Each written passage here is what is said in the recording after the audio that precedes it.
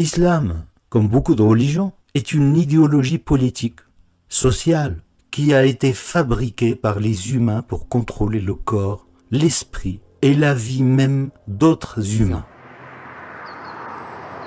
Funda a grandi dans une famille musulmane turque, tout comme le père de ses fils.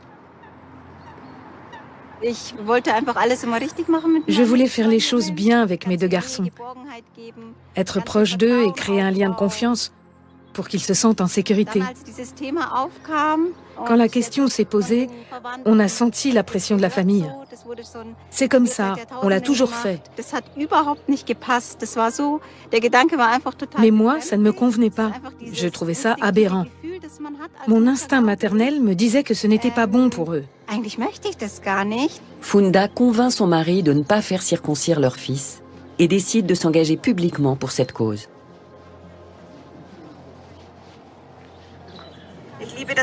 J'aime la chaleur des gens et leur convivialité. J'aime la musique turque. J'aime notre esprit décontracté. Et j'aime surtout la cuisine turque. Mais ce qui ne me plaît pas du tout, c'est qu'on fasse circoncire les garçons.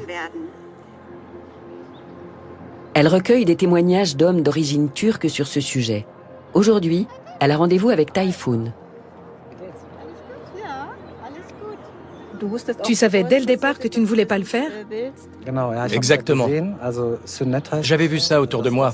On célèbre le sunnet, comme on dit, avec tambour et trompette. On ne peut pas le rater. Alors j'ai demandé, qu'est-ce qui se passe? On m'a expliqué qu'on coupait un petit morceau du pénis. J'ai dit tout de suite, moi je veux pas faire ça. On m'a répondu, si, on va le faire pour toi aussi. Comme si ça ne se discutait pas. J'ai commencé à avoir peur. Et puis un jour, c'est arrivé. On m'a emmené à l'hôpital sous un autre prétexte. On ne ferait pas ça pour une opération normale, n'est-ce pas? Rien n'avait été laissé au hasard. En quoi ça a changé tes relations avec tes parents? Ça a été très brutal. Ça a détruit la relation que j'avais avec ma mère. Je l'ai détestée pour ça.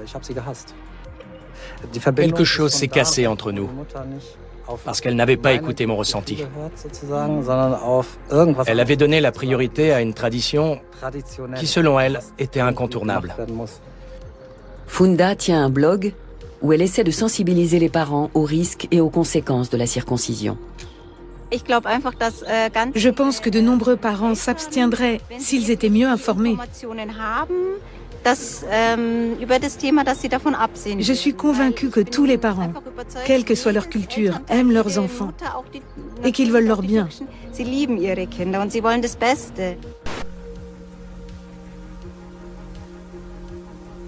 Some parents have very strong beliefs that their babies should be circumcised. Either this is from social or cultural or things they've heard.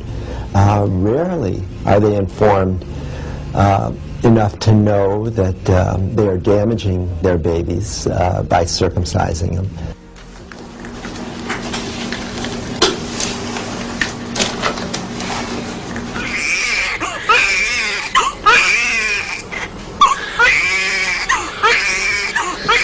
One of the new insights in psychology is that there is a special human reaction to trauma. Trauma goes in deep. Trauma makes a big impression. It stays around. There's often a withdrawal response where they become very quiet and almost actually appear to be asleep, which is one of the responses that newborns have to pain. We would like to think that it's just easily erased or that it's superficial, that maybe it's just something physical. And when it's over, it's over. That's the way medicine generally looks at early trauma. Psychologists are learning that this is not the case. Trauma is serious. Pain is serious. For decades, the medical profession held that babies did not feel pain or could not tolerate anesthesia. In 1985, newborn pain responses were scientifically documented, and while a few questionably effective anesthetics have since been developed, only a small percentage of these babies today receive anesthesia. What we have here is the very first experience in the newborn is to experience all this excruciating pain when the brain systems, the neural systems, are designed by nature to experience pleasure. What people need to understand is that there is a common denominator to both female genital mutilation and male genital mutilation. And its roots are in trying to control, if not eradicate, the sexual passion, the sexual pleasure that is inherent, that is inherently damaged and impaired by mutilation of the genitals. We have to confess that there have been no major studies, no large-scale studies, no really analytic studies that I know anything about to prove what the consequences might be later in life from infant circumcision.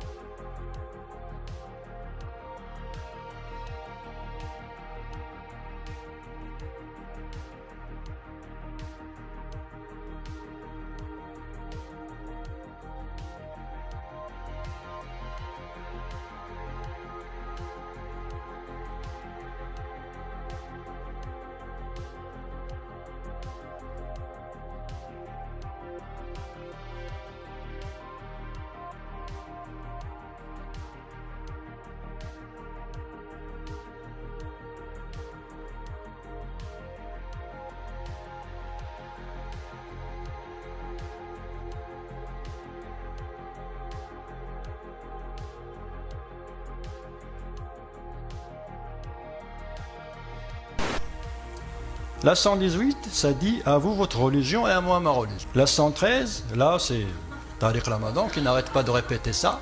Et là, nous avons capitation ou décapitation. Vous voyez ce que je veux dire? Il y a le principe de l'abrogation. Je vous explique le principe de l'abrogation. Avant de l'expliquer, je vous amène une preuve. La preuve, c'est l'interdiction de l'alcool. C'est la première chose qu'on remarque chez les musulmans en terre d'Occident, le halal et l'interdiction de l'alcool. Plus bien sûr le voile. L'alcool par exemple.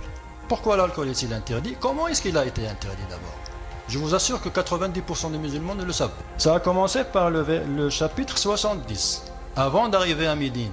Et qu'est-ce que ça dit? Ça dit, le chapitre 70, verset 67, des fruits des palmiers et des vignes veut retirer une boisson enivrante et un aliment excellent.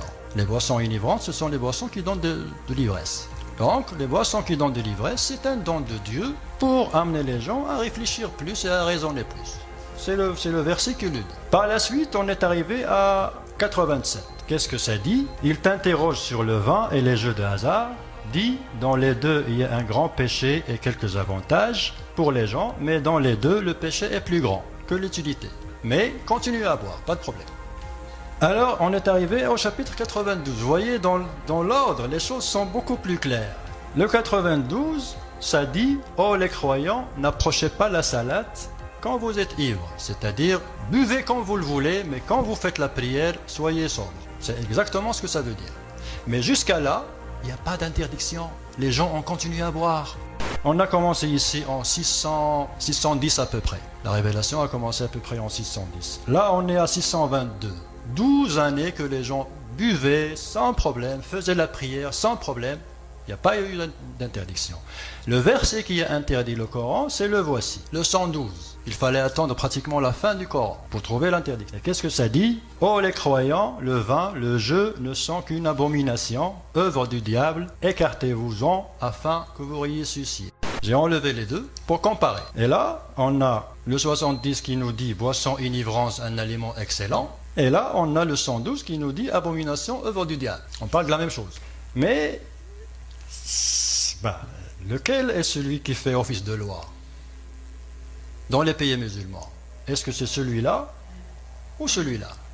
C'est ça l'importance de ça, de ce que nous sommes en train de parler maintenant. Lequel a fait office de loi? La loi pénalise la consommation d'alcool dans plusieurs pays musulmans, sur la base du verset qu'on a vu. Donc, si un musulman, par exemple, prend un verre de champagne et leur dit « Moi, le verset de 70, il dit que c'est un don de Dieu, pour moi c'est un don de Dieu. » Il aura raison, mais on va lui dire non, parce que le verset, il a été abrogé. Abrogé, ça veut dire annulé. Donc, il y a des versets qui annulent des autres. Et automatiquement, ceux qui viennent à la fin annulent ceux qui viennent au début s'il y a contradiction. Regardez ici. Ici, boisson inivrante. Ici, à vous votre religion, à moi ma religion. Ici, abomination, œuvre du diable, et capitation et décapitation. À votre avis, lequel des deux, de ces deux-là, a en quelque sorte force de loi? C'est la deuxième. C'est le deuxième. Donc, il s'agit-il d'un double discours? C'est clair que c'est un double discours. Mais quand on met les choses l'une après l'autre dans l'ordre, on comprend comment ça s'est passé. Le chapitre 112. Comme vous le voyez, on est en train de monter on est en train de monter à reculons. Là aussi, il y a le verset 33 qui dit « La récompense de ceux qui font la guerre contre Allah et qui s'efforcent de semer la corruption sur la terre et qu'ils soient tués, crucifiés ou qu'ils soient coupés leurs mains et leurs jambes opposées. » Ou qu'ils soient expulsés du pays. Là, on parle d'amputation, on parle de châtiment corporel. Bon, ici, c'est les interprétations qu'ils donnent de ce verset, ils disent que ça s'adresse aux bandits. Mais moi, à mon avis, est-ce qu'il y a le mot bandit dans ce verset? Tout ce qu'on dit, ceux qui font la guerre contre Allah et qui s'efforcent de semer la corruption, sans définir c'est quoi la corruption. Parce que la corruption, c'est très vaste. Et là, Dieu lui-même n'a pas précisé. Alors, on a parlé de double discours. Et là, c'est l'épreuve coranique qu'il y a vraiment un double discours. Pourquoi? Parce que le verset 6, c'est celui qui a interdit la consommation de porc.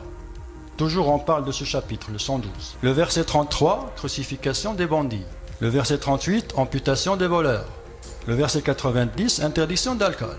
Sauf que, pour une raison qu'on ne sait pas, ou on le sait, pour vous dire, on le sait, ce sont eux qui essaient de le cacher. Celui-là, il est encore d'application.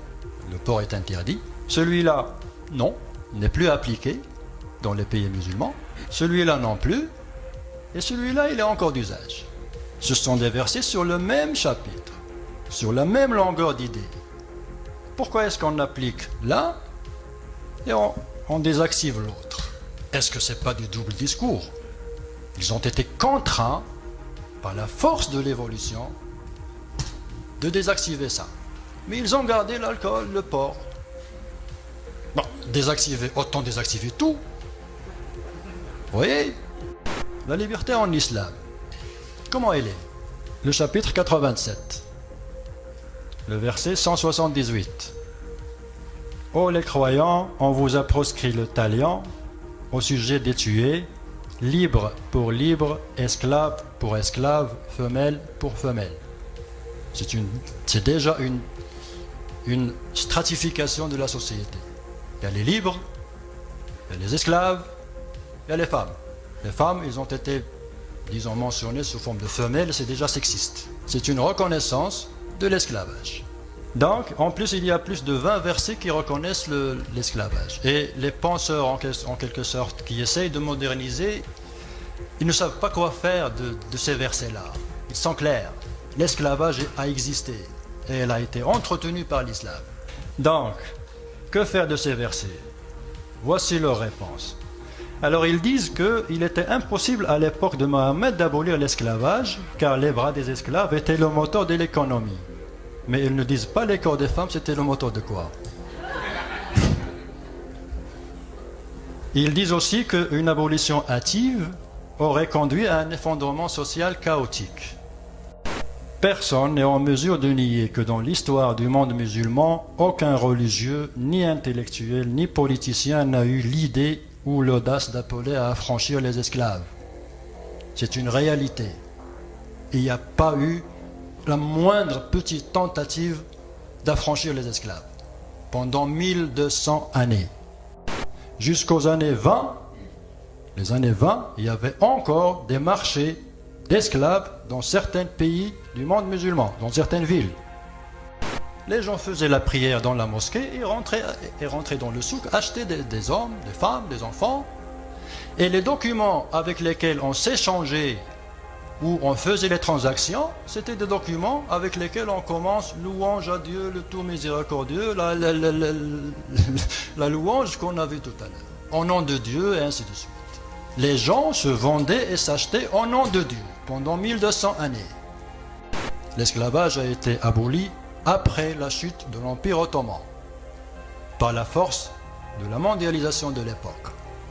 Mais l'islam n'a jamais touché à l'esclavage.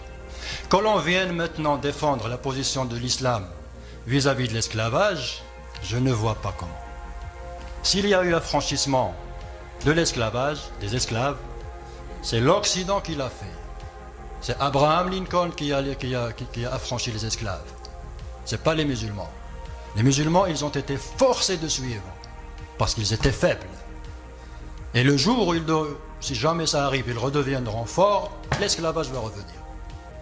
Ça, c'est une conclusion. Au cœur de l'islam se trouve un livre, le Coran. Les musulmans lui vouent un respect qui dépasse l'entendement des non-musulmans. Pour la majorité des musulmans, le Coran est la parole d'Allah qu'il dicta par l'intermédiaire de l'ange Djibril à son prophète Mohammed. Il est incréé, éternel et inimitable, écrit en une langue arabe parfaite. Il est au cœur à la fois de la foi et de la pratique du musulman. Les musulmans avancent généralement plusieurs arguments pour défendre la perfection et donc l'origine divine du Coran, tels que la perfection de sa langue ou son inimitabilité, la vérification de ses prophéties dans l'histoire, sa fiabilité scientifique alors même qu'il fut révélé à une époque où les connaissances scientifiques étaient très limitées, les merveilles mathématiques qu'il contient, le fait que Mohammed était analphabète et ne pouvait donc produire un tel écrit, ou encore sa parfaite préservation et l'absence de contradiction en son sein. Toutefois, il apparaît qu'après examen, aucun de ces arguments ne parvient à établir l'origine divine du Coran. Le format de l'émission ne nous permettant pas de nous attarder sur l'ensemble de ces arguments, qui sont d'intérêts inégaux, nous passerons outre la question des prophéties coraniques, de la fiabilité scientifique ou encore des merveilles mathématiques du Coran. Nous ne nous attarderons pas sur les problèmes autour de l'abrogation de certains versets par d'autres, sans qu'il n'y ait de véritable consensus sur ce qui est abrogé ou non. Nous ne relèverons pas les contradictions internes que contient le Coran, et nous ne détaillerons pas non plus l'importante liste de mots étrangers présents dans le Coran, qui est pourtant censé avoir été révélé dans une langue arabe parfaite. L'auditeur intéressé pourra trouver toutes sortes de ressources discutant efficacement de ces arguments. Penchons-nous dans un premier temps sur la prétention d'inimitabilité du Coran. Le Coran lui-même lance à ses détracteurs le défi de produire un écrit semblable. L'excellence littéraire du Coran fournirait une preuve de son origine divine. Mais, premier problème, l'esthétique peut-elle vraiment être un critère de vérité ? N'y aurait-il pas là tromperie sur la marchandise ? En effet, l'éloquence peut servir aussi bien la vérité que le mensonge. Le défi ne paraît donc pas adapté. Deuxième problème, le défi est truqué, biaisé, en ce qu'il repose sur un critère purement subjectif, sans jamais préciser quelles sont les règles du jeu. Les critères de comparaison, les normes à respecter, ou même l'autorité qui doit juger de la réussite ou non du défi. Le Coran nous laisse totalement dans le flou. En outre, puisque les musulmans affirment qu'on ne peut traduire le Coran sans le dénaturer, il s'avère donc que le défi n'est accessible qu'aux seuls arabophones, et encore, puisque le Coran est écrit en un arabe classique que très peu de personnes sont capables de comprendre aujourd'hui. Notons tout de même que plusieurs ont déjà réussi à produire des écrits au style tellement proche du Coran qu'ils parvenaient à tromper des musulmans eux-mêmes, comme le Furqan al-Haq par exemple. Le défi aurait-il donc déjà été relevé avec succès ? Enfin, il demeure un problème plus grave encore, c'est que l'excellence littéraire même du Coran est loin d'être avérée. En effet, plusieurs spécialistes de l'arabe expliquent que le Coran contient des phrases incomplètes, incompréhensibles, des mots de diverses langues, des mots utilisés dans des sens inhabituels, des fautes de syntaxe, des erreurs grammaticales ou des changements de pronoms inopinés. Ali Dashti affirme par exemple que plus d'une centaine d'aberrations coraniques par rapport aux règles normales et à la structure de l'arabe ont été relevées. Si le Coran lui-même fait reposer son origine divine sur son éloquence, voilà qui semble particulièrement problématique. Passons maintenant à l'argument de la parfaite préservation du Coran. Là encore, le bas blesse. Les données historiques nous apprennent en effet qu'il existait à l'origine plusieurs codex coraniques en circulation, des codex concurrents et dont les recensions étaient différentes, comportant des versets en plus ou en moins. Ce n'est que lorsque Othman décida de brûler tous les exemplaires des différentes versions à l'exception d'une que le Coran devint le même pour tous. Mais ce n'est pas tout. Sans parler des 7 lectures différentes du Coran, plusieurs hadiths authentiques, donc des sources islamiques, expliquent que le Coran en notre possession aujourd'hui est incomplet, que des parties ont été perdues ou oubliées. Là encore, le temps nous manque pour entrer dans le détail, mais l'auditeur intéressé saura sans problème trouver des ressources pour aller plus loin. Finissons avec ce qui nous semble l'élément le plus probant, la critique du caractère incréé et éternel du Coran. Toutes les recherches récentes en islamologie vont dans le même sens. Loin d'être une entité cohérente et unique, le Coran apparaît en réalité davantage comme un corpus de fragments discontinus et hétérogènes qui n'avaient pas forcément vocation à figurer ensemble. Alfred Louis de Prémar explique que la cohésion du Coran ne se fait que d'un point de vue rhétorique, certains termes récurrents assurant la rime et le rythme du texte, et d'un point de vue théologique avec les affirmations de l'unicité de Dieu et de la véracité de son messager. Mais le texte du Coran reprend en fait très largement les écrits post-bibliques, animistes, zoroastriens, les apocryphes juifs, l'apocalyptique syriaque et iranienne, le droit talmudique, byzantin, sassanide, syriaque ou araméen, ou encore les évangiles apocryphes. Toutes ces reprises s'expliquent sans trop de difficultés par les nombreux voyages des Arabes de l'époque qui ont été mis au contact de ces éléments. Les spécialistes modernes s'entendent donc pour expliquer que le Coran est en fait un lectionnaire, ce qui est d'ailleurs une traduction possible de l'arabe Qur'an, une collection d'écrits disparates regroupés ensemble. On a donc affaire à une construction humaine pleinement inscrite dans l'histoire, et non à un livre incréé, éternel, directement dicté par un ange. La thèse de l'éternité du Coran pose d'ailleurs des problèmes théologiques aux musulmans qui doivent alors expliquer la présence des prières faites à Allah, comme la sourate al-Fatiha, ou les différents dits ou lits, dont on ne sait à qui ils peuvent bien s'adresser ou de qui ils peuvent provenir dans l'éternité. Il apparaît qu'une grande partie du Coran n'a pas de sens dans l'éternité, mais s'explique parfaitement comme construction humaine historique. Tous ces éléments, que nous ne pouvons ici que survoler grossièrement, nous semblent mettre sérieusement en question le caractère divin du Coran et donc la véracité de l'islam. Mais ce n'est pas la seule critique que nous pouvons faire de l'islam, comme nous le verrons prochainement. C'était Curious. La démocratie en islam. Il y a un verset que tous les musulmans, entre guillemets un petit peu ouverts, ils sortent. Demandez à n'importe quel musulman que vous connaissez, l'islam et la démocratie, il va vous dire non, l'islam est démocrate. Il y a de la démocratie en islam. Et il va vous sortir ce verset-là. Chapitre 62, verset 38. Amruhum shura bainahum. Les Arabes m'ont compris, ça veut dire les croyants se consultent entre eux à propos de leurs affaires. Ils prennent ce verset comme preuve que l'islam est démocratique. Pas de problème, on va voir ça. Donc, ça aussi c'est génial. Mais, une démocratie, ça suppose d'abord un débat. Alors, que pense l'islam du débat? Il y a un verset qui pose problème. Le verset 92, verset 140. Qu'est-ce que ça dit? Lorsque vous entendez qu'on renie les versets, le Coran d'Allah, et qu'on s'en raille, ça veut dire qu'on s'en moque, ne vous asseyez point avec eux, avec ceux-là, jusqu'à ce qu'ils entreprennent une autre conversation. Ça veut dire que chaque fois qu'il y a discussion concernant les versets, les musulmans sont obligés d'arrêter, de tourner le dos et de partir. Quel débat? Comment discuter? Comment discuter avec des gens qui ont ça dans leur livre? Leur livre leur dit, si vous entendez une remise en question des versets, il faut arrêter tout de suite, tourner le dos et partir. Comment est-ce qu'on va dialoguer? De quoi va-t-on débattre? Vous voyez ce que je veux dire? C'est très important. Alors, il y a un autre verset, les hommes ont autorité sur les femmes. Je ne vais pas vous blesser, mais c'est ça, les femmes vertueuses sont obéissantes à leur mari. La vertu, elle est attachée à l'obéissance de son mari. Et en ce qui concerne la politique, si le mari demande à la femme de voter pour X, pas pour Y, elle sera tenue de l'obéir. En plus de ça, bon, ça c'est dit, celle dont vous craignez la désobéissance, il y a un certain nombre de mots, et à la fin, frappez-les. Personne ne peut nier que dans l'islam, il y a l'autorisation de frapper son épouse. C'est le Coran qui le dit. Qu'ils disent ce qu'ils veulent, qu'ils expliquent ce qu'ils veulent, ça reste de la démagogie. Les choses sont là. Donc, ça aussi, ça pose problème. J'ouvre une parenthèse, les hommes ont autorité sur les femmes. Ce verset-là, c'est le verset qui a bloqué, en quelque sorte, l'évolution de la femme musulmane pendant 14 siècles. C'est parce que la femme n'a pas l'autorité suffisante, c'est l'homme. On ne peut pas trouver une femme qui dirige une équipe d'hommes, parce que les hommes ont autorité sur les femmes. Ça a bloqué, en quelque sorte, l'histoire de la femme musulmane durant tous ces siècles-là. La femme n'a jamais eu accès à la politique. La femme n'a jamais eu accès à la justice. La femme n'a jamais eu accès à des postes très haut situés, des postes décisionnels, rien de ça. Pourquoi? À cause de ces versets-là. Et je pense que, au lieu de débattre du voile, est-ce qu'on va l'interdire dans un hôpital ou dans la rue, il faut débattre surtout de la condition féminine en islam. C'est le vrai débat. On va revenir là-dessus par la suite. Donc, la démocratie, ça suppose un débat. Je ne vois pas comment est-ce qu'on va débattre de cette manière. Et puis, une démocratie, c'est une voix. Alors, comment est-ce qu'on peut avoir une voix lorsqu'on est esclave? Ça, c'est la première des choses. La deuxième des choses, faites-en témoigner par 2 témoins d'entre vos hommes, et à défaut de 2 hommes, 1 homme et 2 femmes.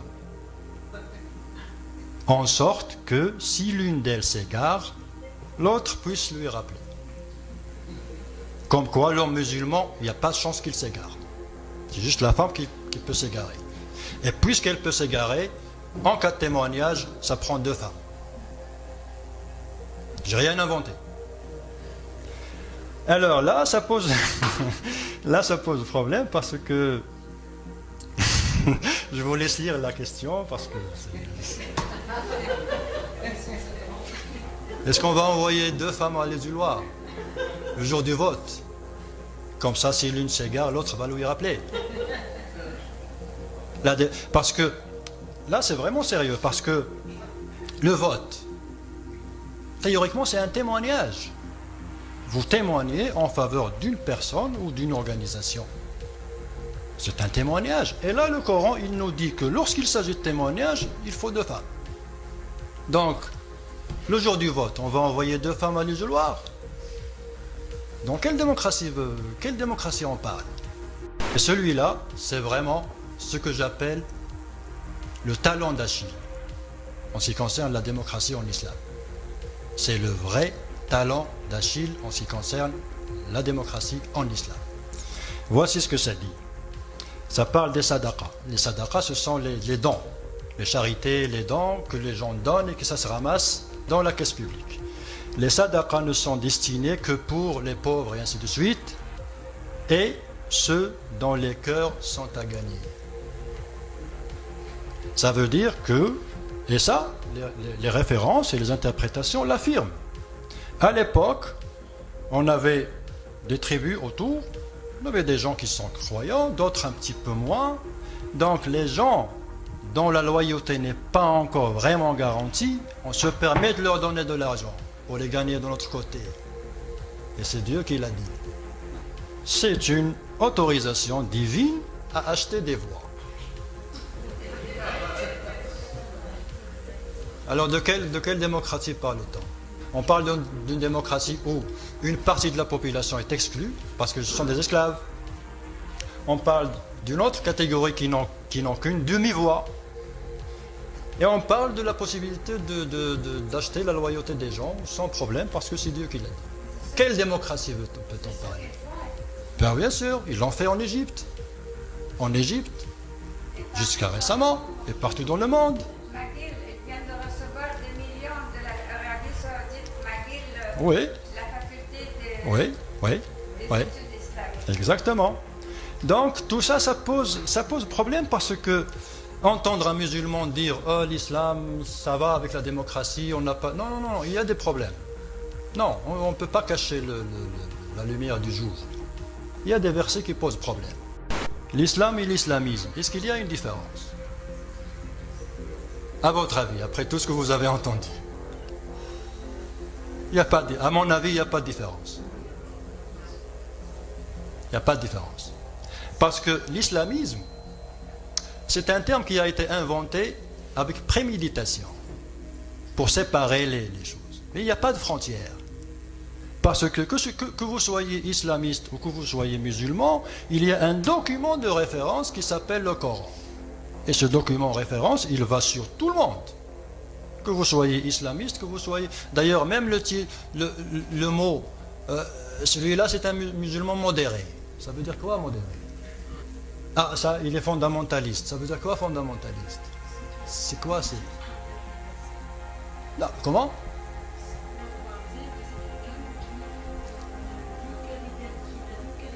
Ben, il a raison, parce qu'il y a l'abrogation. C'est ce que je vous ai expliqué. Moi, à mon avis, s'il y a quelqu'un que je respecterai beaucoup plus, je respecte l'islamiste plus que Tariq Ramadan comme exemple. Parce que l'islamiste, il est clair. Il est clair dans ses principes. C'est le fondamentaliste, ça vient du mot fondement. Les fondements sont là. Alors, de quoi est-ce qu'on parle lorsqu'on dit musulman modéré? C'est quoi musulman modéré? Il interprète le Coran, il ne font pas de lecture à la lettre du Coran, c'est ce qu'on nous dit. Ben, c'est ce qu'on vous dit. C'est ce qu'on vous dit. Mais, est-ce que vous avez vu? Est-ce que j'ai inventé quelque chose?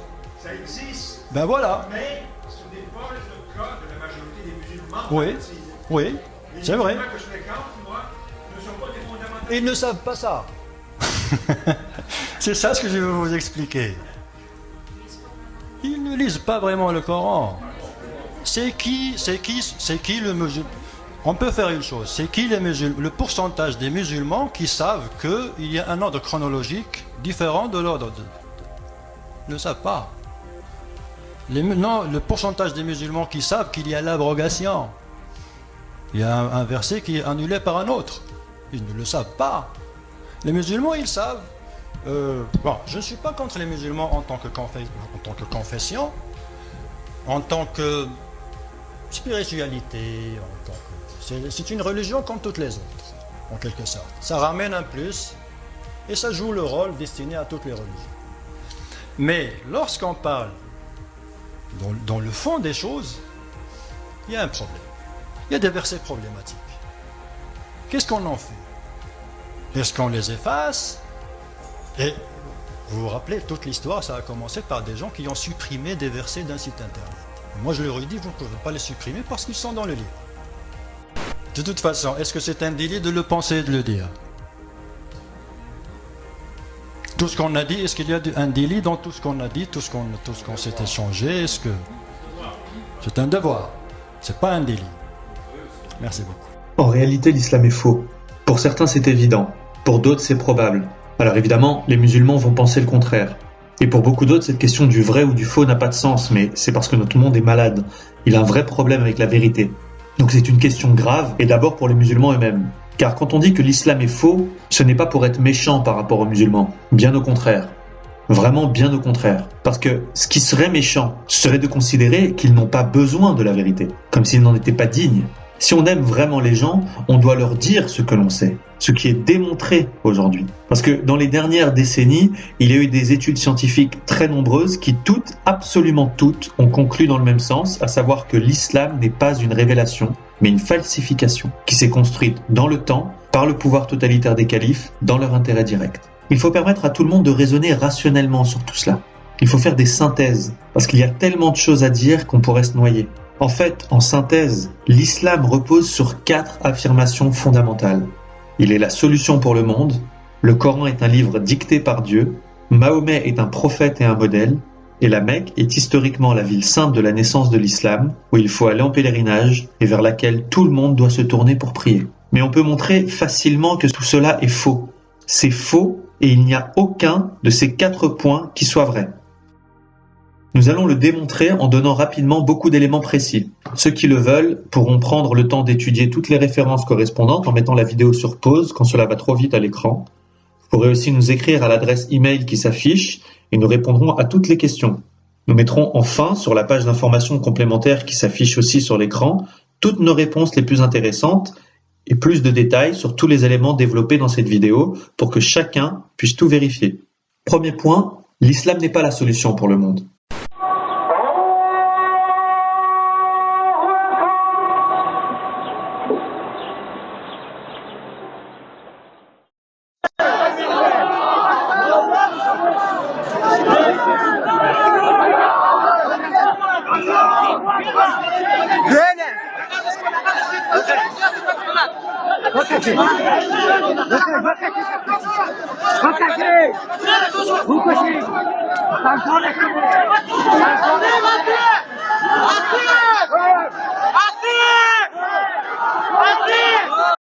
Dans un instant, Solna va être battu devant près de 1000 personnes. Son crime, avoir passé la nuit avec son petit ami.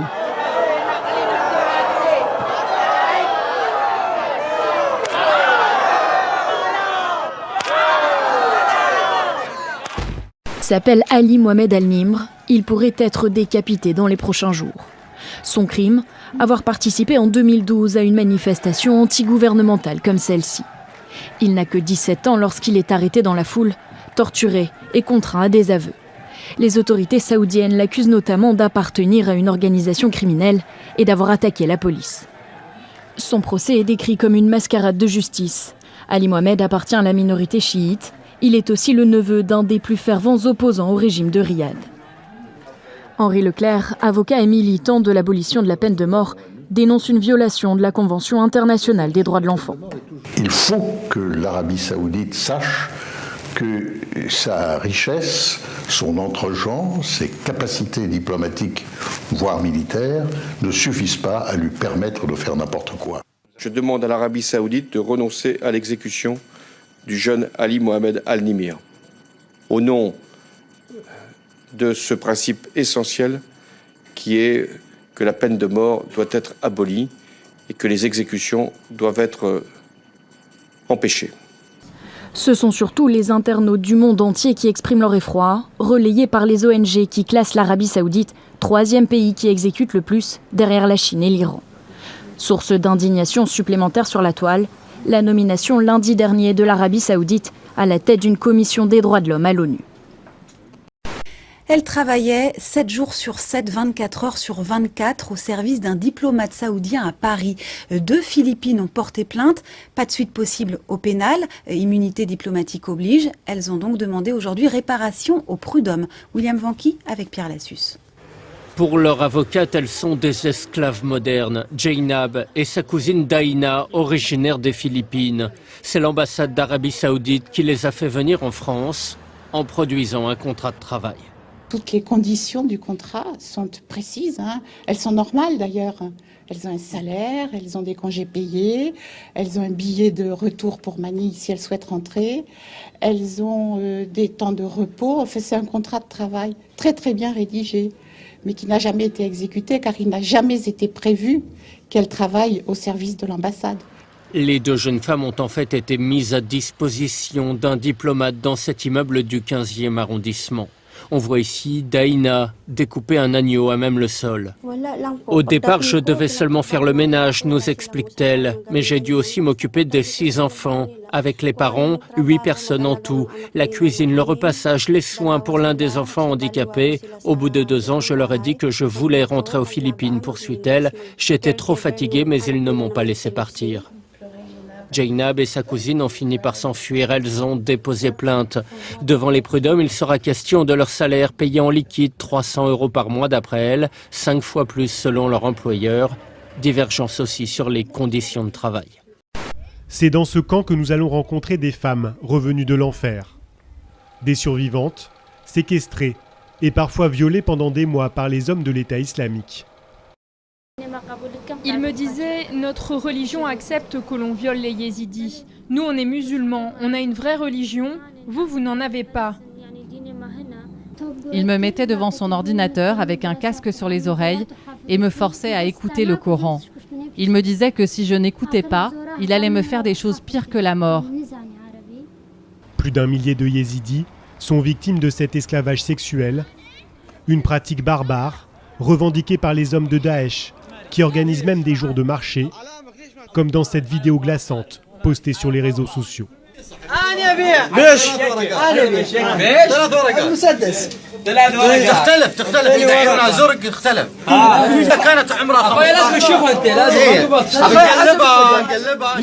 Face au crime de Daesh, des yézidis tentent de secourir ces jeunes filles. Je me suis laissé perdre dans des petites ruelles. On n'est pas très loin quand même de la place d'Armes. Je dirais un petit 15 minutes. Et c'est ça qui me rend triste vraiment pour l'Algérie et les Algériens. C'est les déchets quoi. C'est vraiment très triste. Mais bon, on va pas en parler tous les jours. Ils le savent très bien. La plupart me l'ont dit que c'était un gros problème ici. Mais c'est la réalité des choses. Il faut montrer aussi un petit peu la vie sans filtre. Ce serait trop facile de dire que tout est beau, que tout est bien dans un pays quand on voyage. Il faut aussi montrer la vérité, le quotidien des gens en fait, c'est ça qui est important. Et voilà, je suis pas là pour parler de questions de politique ou quoi que ce soit, ça ne m'intéresse pas. Je suis là pour montrer la vraie vie des gens qui vivent ici sans filtre.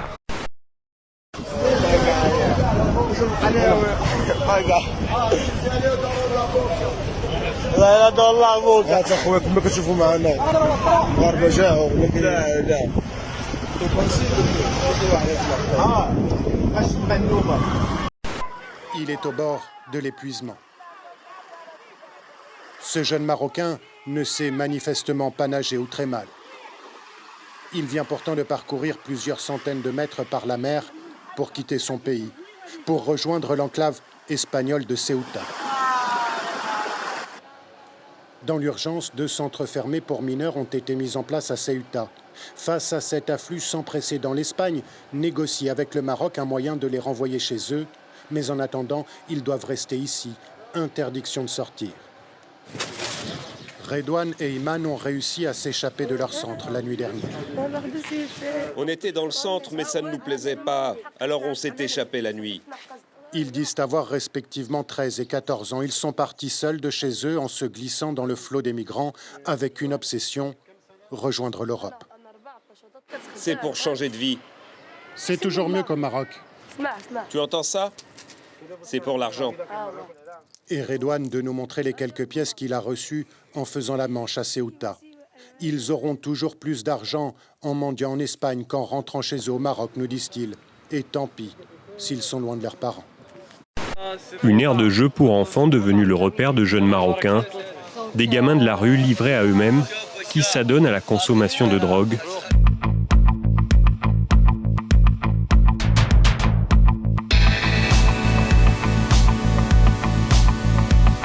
La présence de ces jeunes interpelle.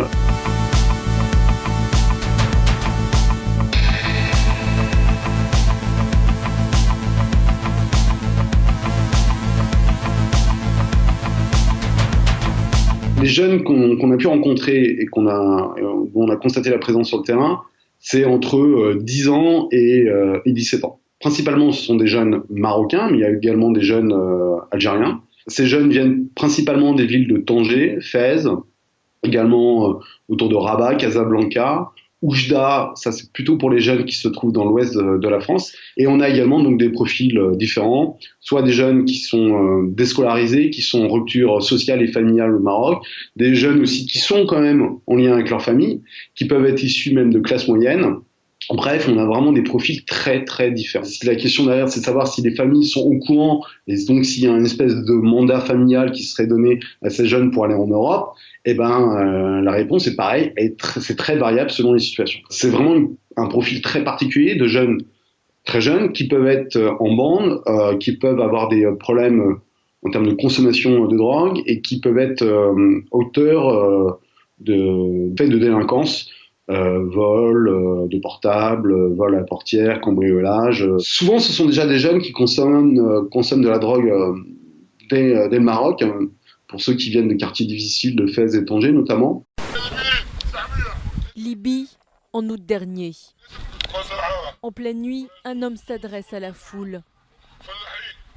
Des hommes grands et forts pour les travaux de la ferme, dit-il.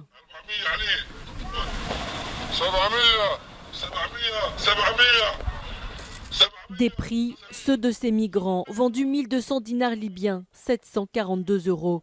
Une enchère aux esclaves. Une vidéo que s'est procurée la chaîne américaine CNN et dont elle a pu vérifier l'authenticité. Après des mois d'investigation, cette équipe arrive à se rendre sur place en Libye. En caméra cachée, elle assiste à une vente d'êtres humains.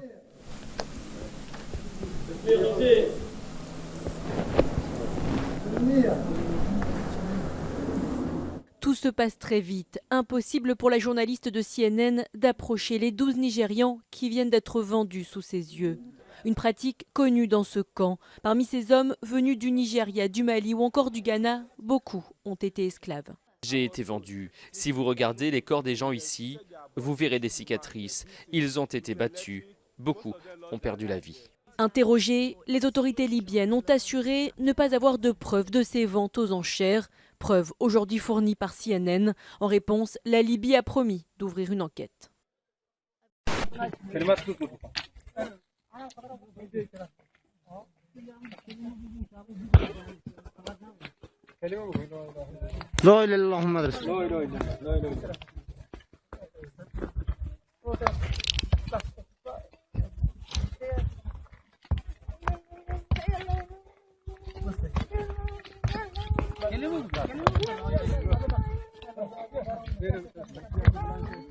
L'islam prétend être din, dunya et daoula, c'est-à-dire un modèle global, idéal, avec une religion, une société, un État. Un système voulu par Dieu pour le bonheur du monde. Mais partout où ce modèle de l'islam a été mis en place, par exemple dans les 57 pays de l'Organisation de la Conférence islamique, il y a du sous-développement, il n'y a aucune invention, aucun prix Nobel, la science est bloquée, beaucoup de formes d'art sont bloquées, la philosophie est bloquée, les minorités sont persécutées, la justice est expéditive, la liberté est absente, la démocratie réelle est inexistante. Partout, il y a une logique de soumission qui est très différente de la logique de liberté qui s'est développée dans les nations chrétiennes. Partout, les femmes sont maltraitées et considérées comme inférieures. Partout, il est interdit de se poser des questions sur l'islam, interdit de critiquer Mahomet, interdit de sortir de l'islam sous peine de mort ou de persécution. Il faut voir cette vidéo où un musulman d'Arabie Saoudite explique à quel point il a peur de quitter l'islam. Où est le modèle? Est-ce en Arabie Saoudite? Est-ce le Yémen?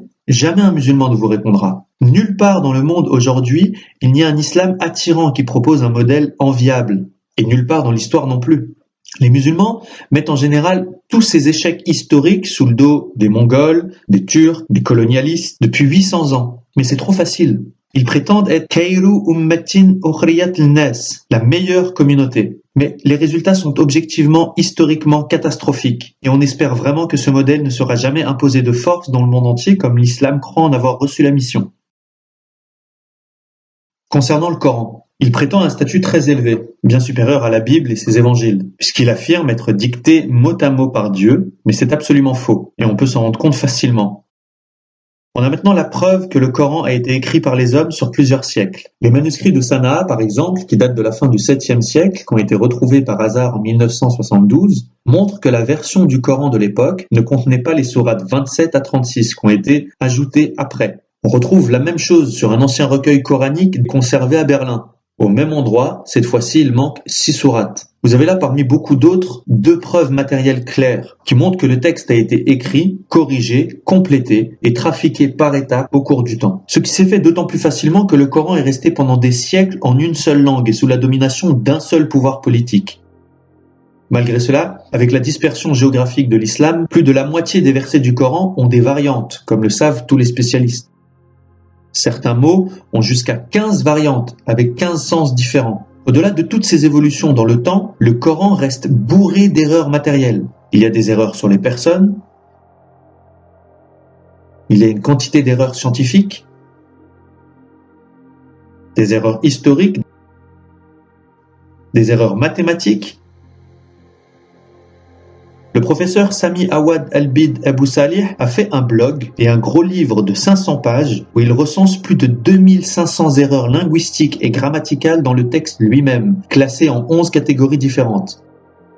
Mots ambigus, erreurs d'orthographe, erreurs de copiste, mots erronés, erreurs grammaticales, contradictions, lacunes, etc.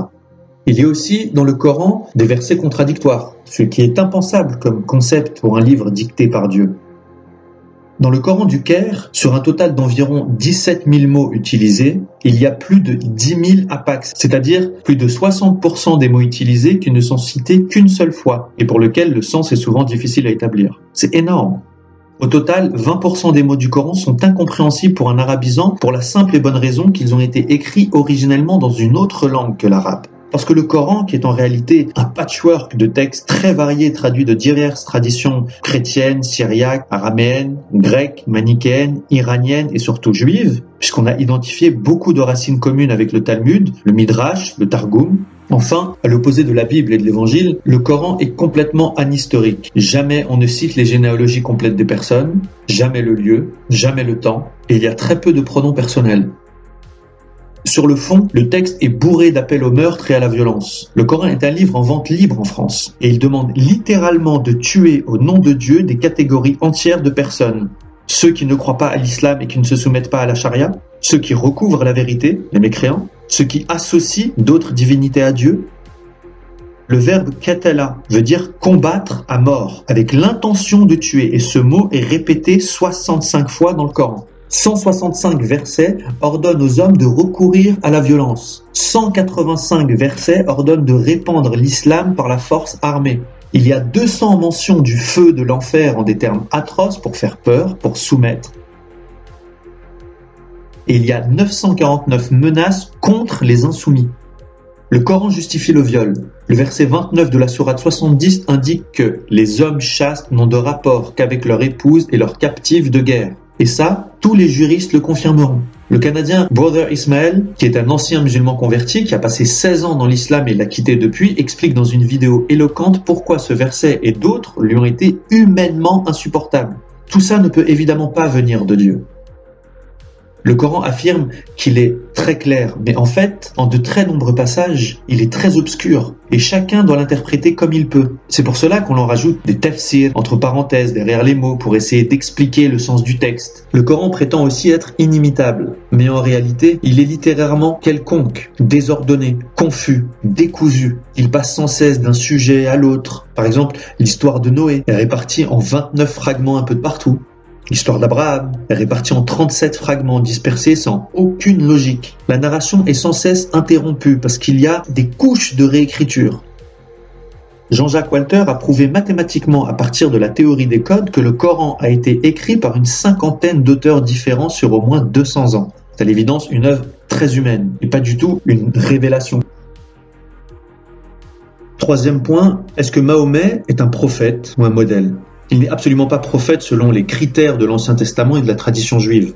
Il n'a pas de témoin, le Coran ne rapporte aucune prophétie, il n'a pas annoncé le Messie, il a fait 0 miracle selon le Coran, même si certains hadiths tardifs prétendent le contraire. Il n'est pas mort à Jérusalem, alors que Jésus dit qu'il ne convient pas qu'un prophète meure en dehors de Jérusalem.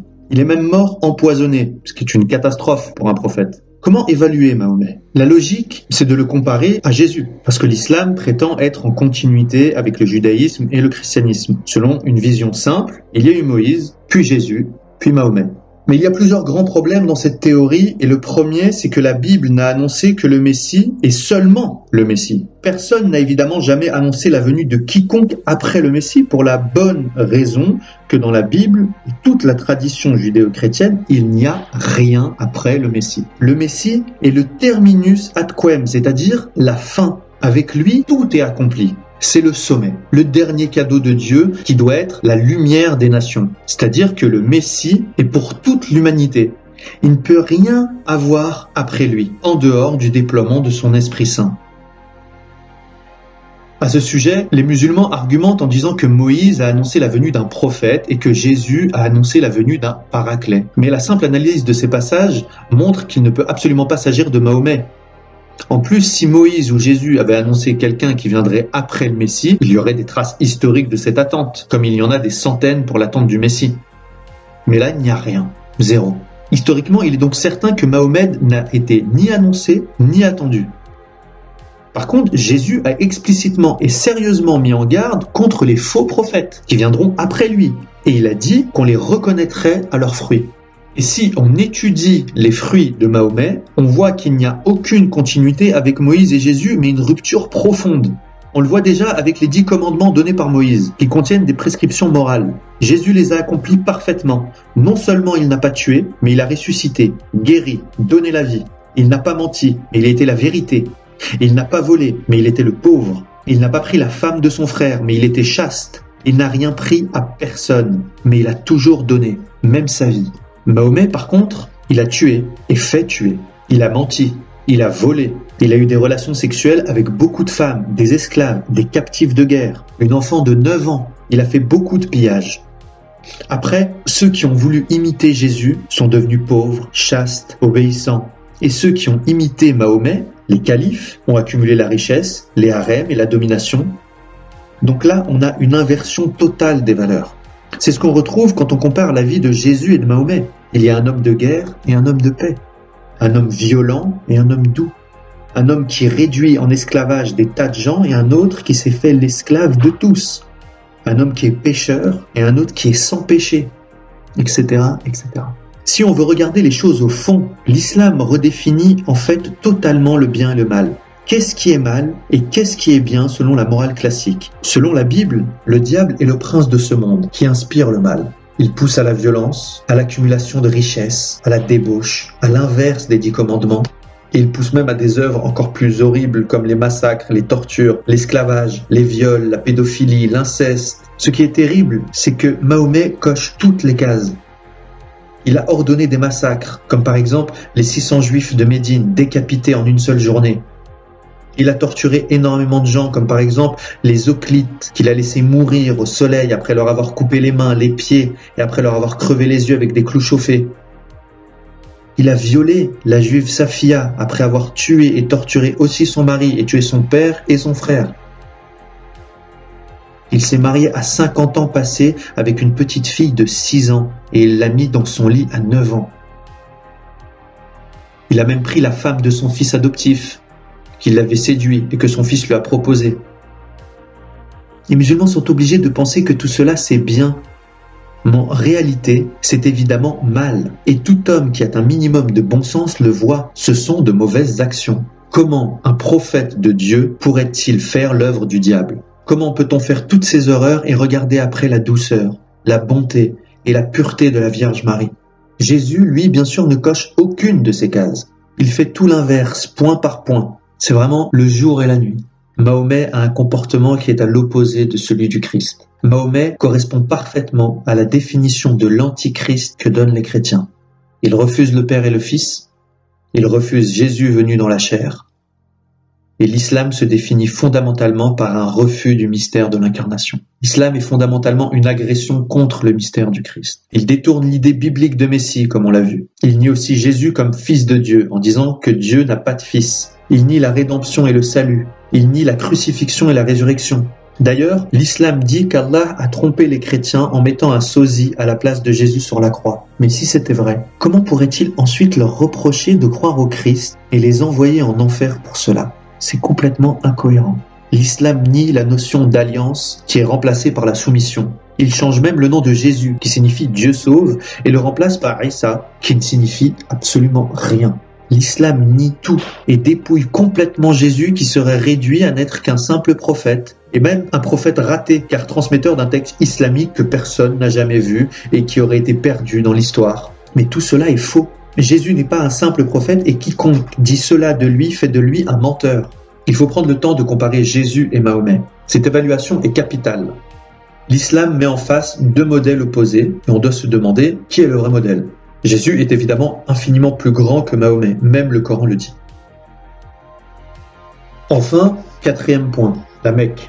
Il est aujourd'hui prouvé que pendant les 100 premières années de l'islam, pas une seule des 43 mosquées construites n'était orientée vers la Mecque.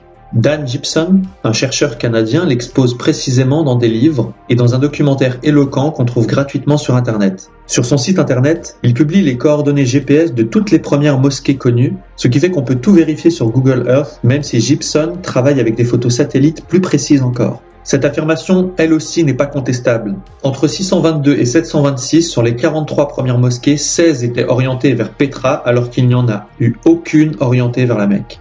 Il s'agit de mosquées de grandes villes, comme par exemple la mosquée Amr ibn al-As à Fustat, au Caire, en Égypte, construite en 642. La grande mosquée de Sanaa, au Yémen, construite en 705. La mosquée Al-Aqsa, à Jérusalem, construite en 709. Une mosquée près de Damas, en Syrie, une autre près de Beyrouth, au Liban. Il y a un exemple qui est particulièrement parlant à Amman, en Jordanie, que l'on peut vérifier en tapant simplement les coordonnées GPS données par Dan Gibson dans Google Earth. On arrive direct sur place et on voit la mosquée des 7 dormants d'Amman en Jordanie, qui est aujourd'hui en ruine, qui a été construite au 7e siècle et qui pointe vers Pétra. Mais vers 730-740, une deuxième mosquée a été construite à 100 mètres de l'autre. Et à cette époque, 100 ans après Mahomet, ils ont choisi une toute autre orientation vers la Mecque. C'était la deuxième mosquée connue avec une orientation vers la Mecque, après celle de Banbor au Pakistan construite en 727.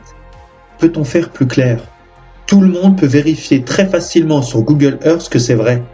Finalement, c'est seulement 200 ans après Mahomet, au moment où le pouvoir abbasside de Bagdad prend le contrôle, que toutes les mosquées seront systématiquement tournées vers la Mecque.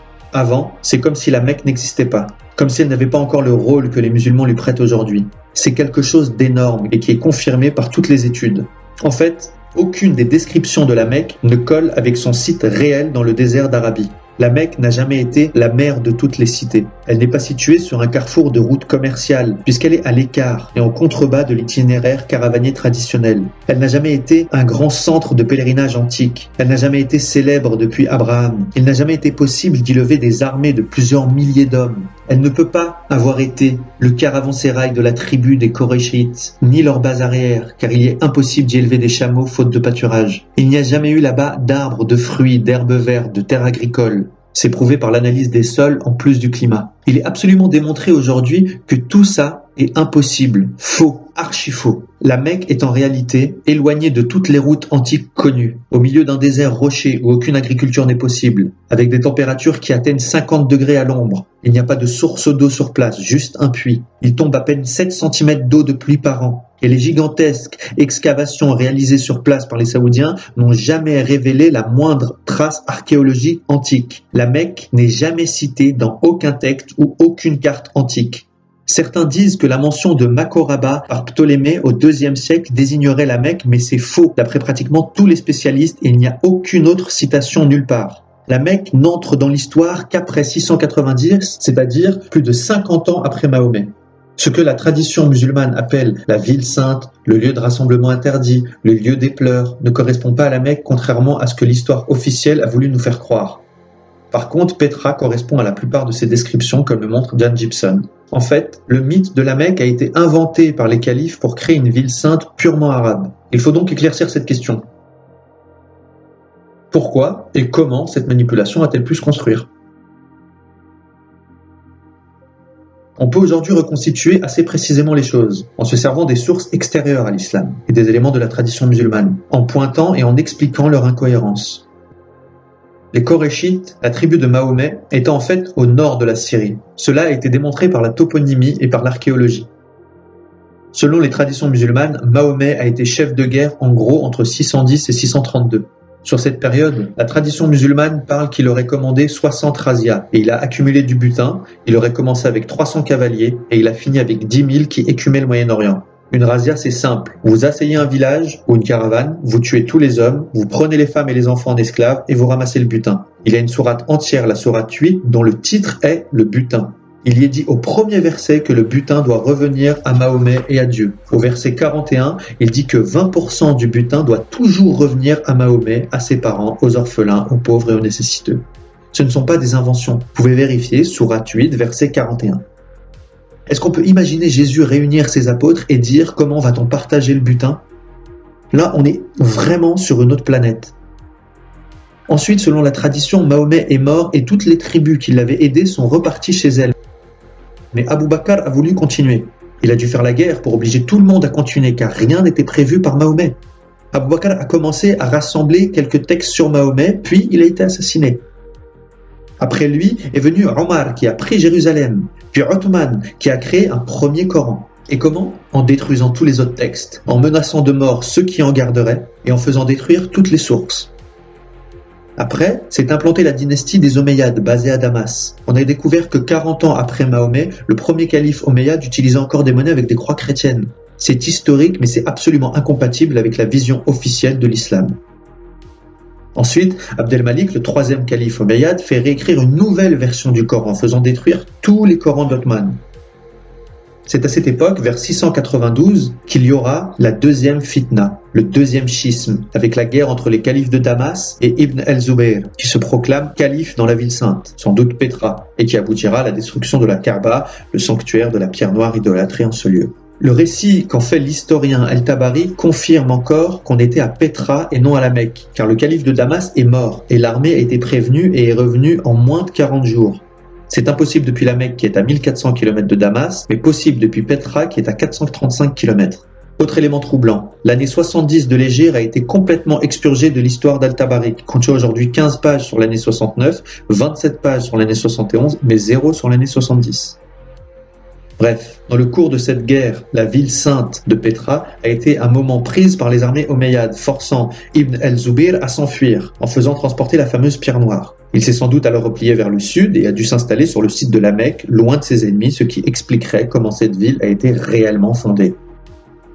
Ce qui est en tout cas certain, c'est que l'histoire de la Mecque n'a rien à voir avec ce que la tradition musulmane en dit. Les chercheurs trouvent aujourd'hui quantité d'autres éléments qui infirment totalement l'authenticité de l'histoire officielle musulmane, notamment la découverte de manuscrits très anciens du Coran ou même de l'absence de Coran parfois. Par exemple, il est avéré que ceux qui ont conquis l'Espagne autour de 705-710 n'avaient pas de livre sacré. Il n'y avait pas encore de Coran diffusé à ce moment-là. C'est à cette époque qu'il faut situer les manuscrits de Sanaa, qui sont parmi les plus anciens que l'on connaisse, vers la fin du 7e siècle. On a cité déjà le manuscrit où il manque 10 sourates, mais il y a aussi ces photos à l'ultraviolet qui montrent que ces textes sont des palimpsestes, c'est-à-dire qu'on a effacé et recopié dessus. Bien d'autres photos montrent un Coran incomplet. Par exemple, ici, la fin de la sourate 48 manque, le seul endroit où il y a Mecca. Par exemple, ici, Jésus est appelé le Fils, dans un sens absolu. Mais plus tard, on rajoutera de Marie, ce qui change complètement le sens du texte, bien sûr. Il y a beaucoup de preuves comme ça de la rédaction progressive du Coran. En fait, on n'a aucun Coran complet datant du 7e siècle ou des Omeyyades. Il faut attendre l'établissement des Abbassides, qui mettent fin à la guerre du califat de Damas et installent leur capitale à Bagdad, en Mésopotamie. C'est sous leur règne que sera finalisé le Coran et la tradition musulmane qui l'explicite. Le premier Coran quasi complet dont on dispose, conservé au musée de Tokpaki, date de cette période, 200 ans après Mahomet. C'est également à cette époque, au 9e siècle, que sont publiés les premiers recueils de hadith, les recueils de Bukhari et de Muslim, qui en comptent plusieurs milliers, même si on ne dispose d'aucun exemplaire physique du recueil de Bukhari datant d'avant le 12e siècle. Pareil pour les biographies de Mahomet. Il faut attendre le 9e siècle pour que soit publiée la Sira d'Ibn Hisham, la première biographie officielle de Mahomet dont on ait conservé la trace. C'est dans ces eaux-là seulement qu'est fixée la doctrine du Coran incréé. Entre 837 et 847, 3 califes, Al-Mamoun, Al-Mutassim et Al-Watiq, protégeaient les Mutazzilites qui refusaient cette idée. Mais finalement, le calife Al-Mutawakil les a déclarés hérétiques. Et quelques années plus tard, le calife Al-Muqtadir les a emprisonnés. Il les a mis à mort. Et il a définitivement imposé la thèse du Coran incréé dans son règne 2 siècles et demi après Mahomet. Après cela, on aura les premières exégèses du Coran, Tafsir al-Tabari au Xe siècle, les autres recueils de hadiths qui en produiront des centaines de milliers, et les chroniques historiques des premiers temps de l'islam, la chronique d'al-Tabari. C'est en 980 seulement que se crée la doctrine des versets abrogeants et des versets abrogés pour résoudre la question des versets contradictoires. À ce moment-là, les califes abbassides sont encore dominants et ils décident que les versets les plus violents, qui ont été dits de Médine, vont systématiquement abroger les versets les plus modérés, qui ont été dits de la Mecque. Mais il est clair que cette distinction entre la Mecque et Médine, qui existe encore aujourd'hui, n'a absolument aucun fondement historique. Finalement, en 1029, les califes imposent la fermeture des portes de l'Ijtihad, la fin de l'effort d'interprétation. Toute la rédaction et la publication de la base de la tradition musulmane et de l'histoire officielle datent donc de la période abbasside, 200 ans au moins après Mahomet. Pendant les 200 ans qui précèdent, il y a ce qu'on appelle le trou noir de la littérature arabe. Les califes ont fait détruire toutes les sources de leurs prédécesseurs. Ils ont même fait détruire les sources païennes en faisant brûler par exemple la bibliothèque de Ctésiphon en 636 ou la gigantesque bibliothèque d'Alexandrie à partir de 640. Il y a donc eu 100 ans sans la Mecque. Et c'est seulement à partir de 820 que toutes les mosquées sont orientées vers la Mecque. Et des siècles sans tradition définitive, sans Coran complet, sans biographie ni historiographie officielle. À qui profite cette manipulation ? Il est évident que le pouvoir religieux a été manipulé par le pouvoir politique. Les califes avaient le pouvoir de le faire. Ils avaient tout intérêt à le faire, et ils l'ont fait. Ils avaient tout intérêt à raconter que Mahomet était quelqu'un de formidable, qu'ils étaient ses successeurs, et qu'il fallait donc se soumettre à leur autorité pour des raisons politiques, militaires, et aussi pour des raisons religieuses. Tous ces éléments confirment qu'on ne peut évidemment pas faire confiance à l'historiographie officielle islamique édictée sous le pouvoir absolu des califes. Est-ce qu'il faut s'en étonner ? Depuis quand un pouvoir absolu et totalitaire pourrait-il être une source crédible ? Est-ce qu'on peut faire confiance à l'historiographie officielle de la Corée du Nord et croire tel quel tout ce que raconte la propagande de Kim Jong-un et de ses prédécesseurs ? Bien sûr que non. Pour l'islam, on est dans un cas très comparable, avec un contexte impérial et un pouvoir totalitaire qui généralise les entreprises de destruction des documents qui ne vont pas dans le bon sens. Bref, la vérité oblige à dire que le récit, qui est l'ossature de l'islam, est faux, archi faux. En réalité, l'islam s'est construit par une idéologie de conquête. Ce n'est absolument pas une religion de paix. Les califes ont organisé l'expansion militaire de l'islam qui a conduit à la conquête de l'Empire perse, à la conquête de l'Afrique du Nord, des Balkans, de la Perse, de l'Inde, en passant par la conquête de l'Espagne jusqu'à Poitiers. Et ce n'était évidemment pas des guerres défensives. Alexandre Delval dit avec justesse que l'islam se présente comme un véritable ennemi, car l'ennemi n'est pas celui qui est différent de nous ou celui qui ne nous convient pas. C'est au sens militaire et stratégique du terme celui qui veut, premièrement, s'en prendre à notre population, deuxièmement, à notre territoire, et troisièmement, à notre gouvernement et nos valeurs. On est parfaitement dans ce cas-là, et c'est rare dans l'histoire.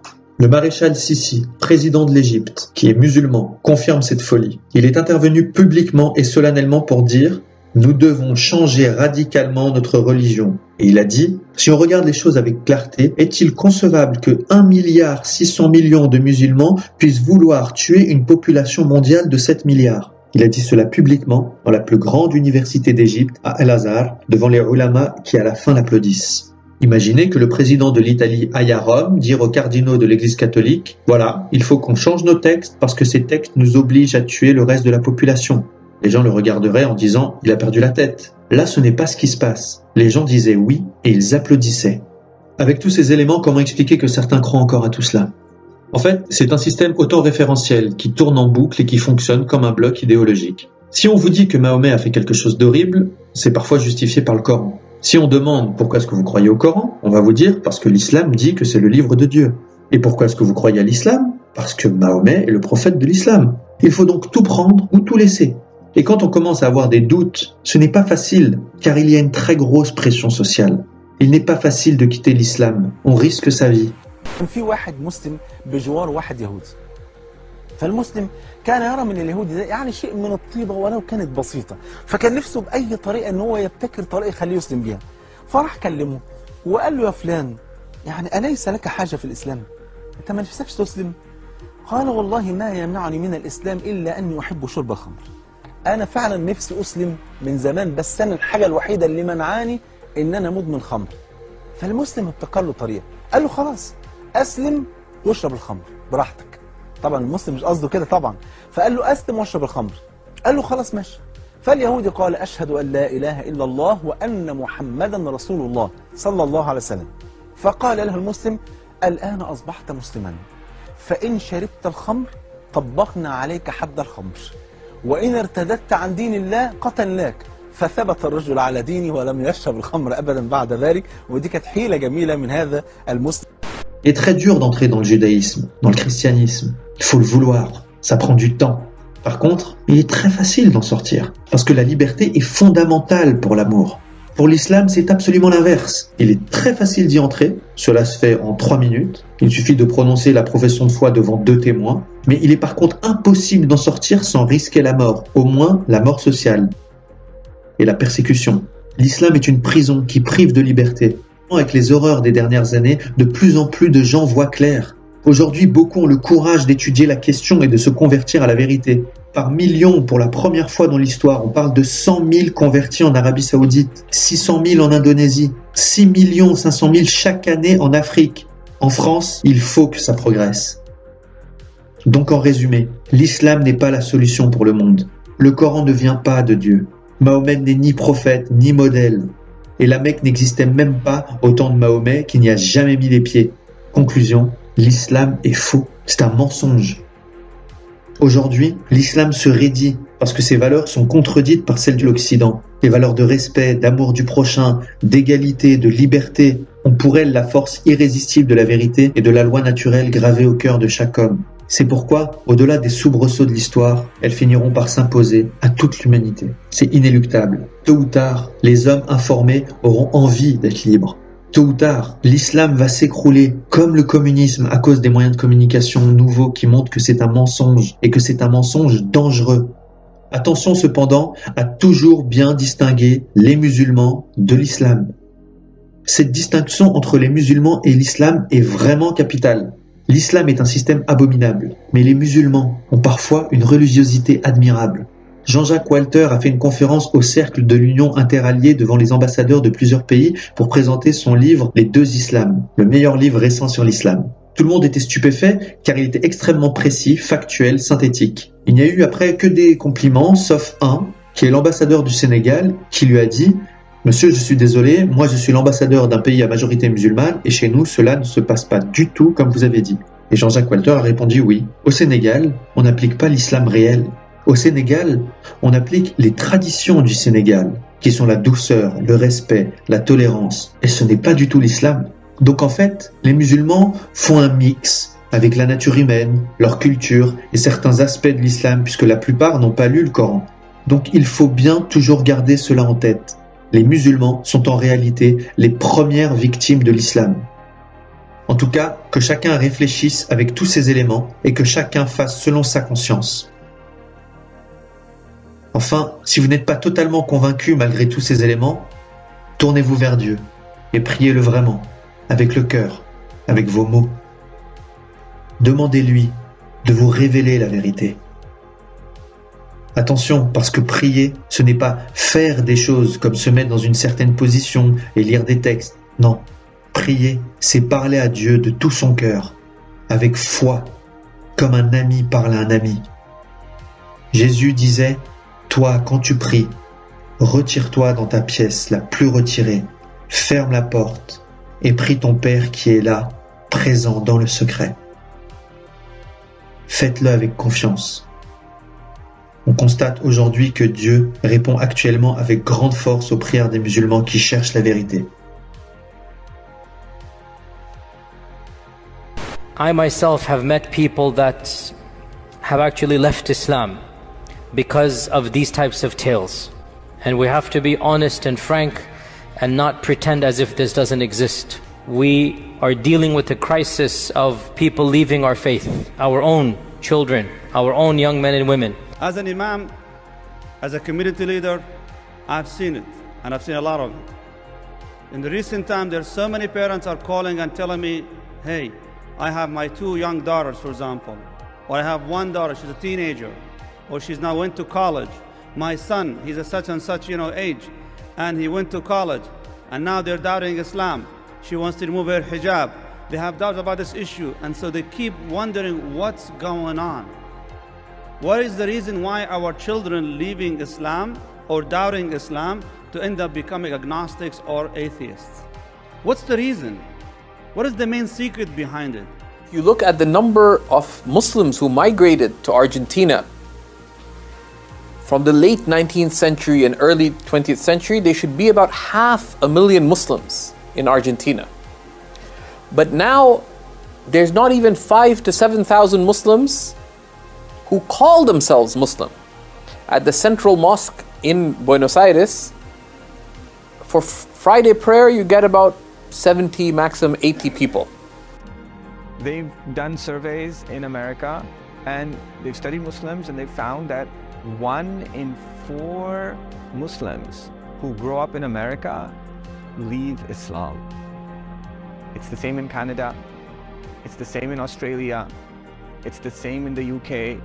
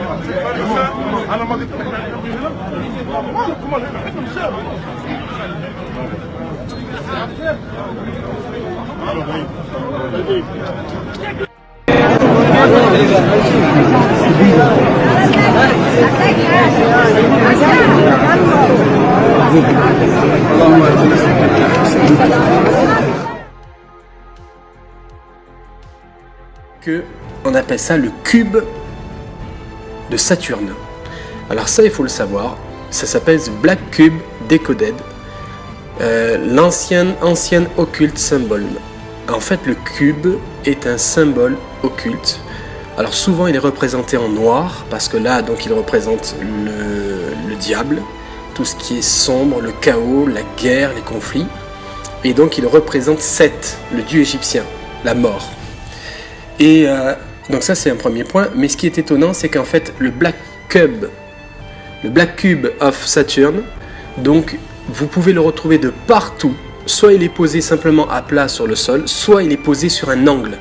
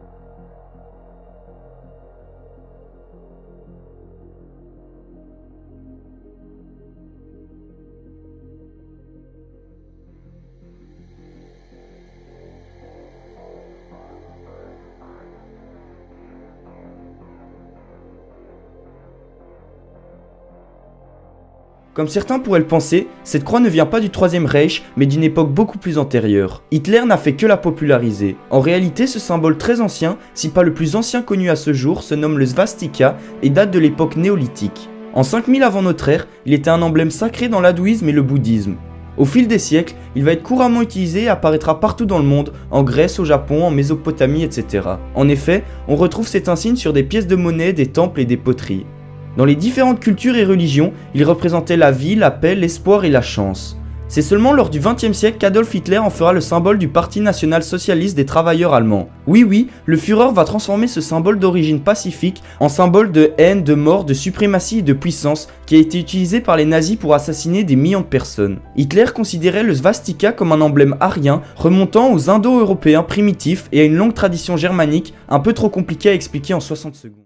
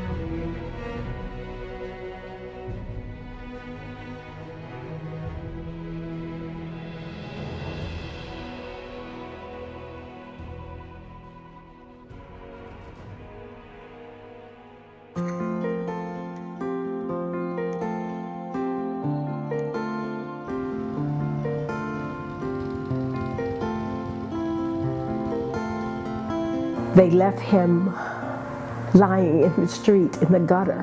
What's the address of your emergency? In Thomasville. Somebody looked like they've been shot in the head. Laying on the ground. People around till they heard a gunshot.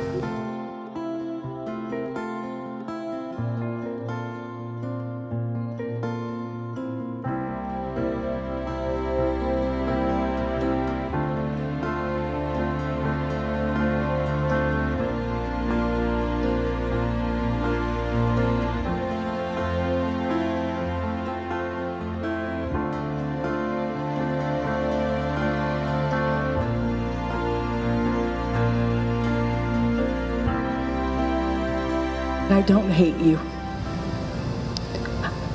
I can't hate you. It's not our way. Showing rahmah, mercy, that is our way. And you were a baby, and you are still a child. His death was already ordained. Maybe the purpose is to save your life, because you're not going to be killed by this society. My family would like very much to be a part of your seeing a better way of life so that this does not repeat itself. Because I will always be a part of your life. Any life that you take is not just one life. It is all that is connected to that life. What we want for them is not revenge. Revenge solves nothing. It will not bring back my son.